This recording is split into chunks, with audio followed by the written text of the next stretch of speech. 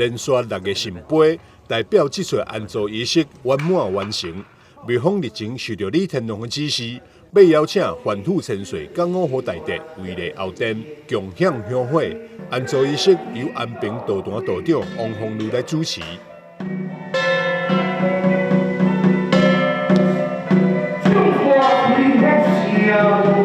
为什么讲爱去见这个弘安宝座的受召？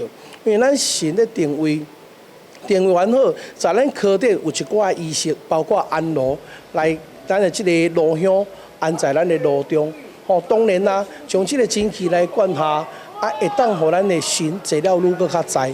所以伫咱安平的这个地界对这个照殿非常的注重。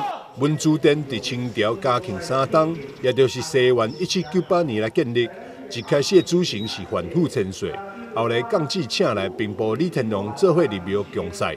从此以后，文殊殿的祭祀模式又改为反腐千岁甲李天龙相主神，这也是台湾宗教信仰内底相当罕见的。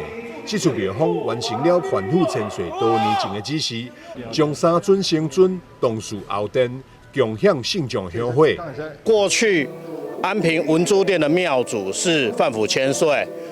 在日据时代过后，范府千岁跟朱府千岁，因为机身工作的关系，他需要到高雄哈马星，所以在高雄哈马星就成立了这个哈马星文龙宫。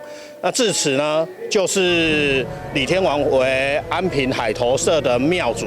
李府天王是在1822年过来文殊殿，那1798年是范府千岁先来，所以李天王为了尊重这个范府千岁为过去文殊殿的庙主，所以他就请范府千岁以及请这个海山馆的五福大帝一起过来后殿，共同受这个民众的香火。这次咱新道来咱指示，咱这次兵部李府天龙，伊同着咱反腐千岁、五福大帝，也3位也神奇的金身宝像，拢要进在咱的后殿，共同来发挥。咱古早人咧讲的一个发挥甲3个发挥一定无共款，所以这次咱的新道要来行经啊，所以咧安排着讲咱金身宝像请至后殿，咱这3位金尊来定位。文殊殿不仅是地方重要信仰位置之一，也是民间祈求兵役、仕途顺利的热门庙宇。因为兵部李天王就是杜塔天王李靖掌管的兵部，所以真侪军警同仁拢会来这祈求拜拜，是一间非常有特色的庙宇。记者张世伟采访报道。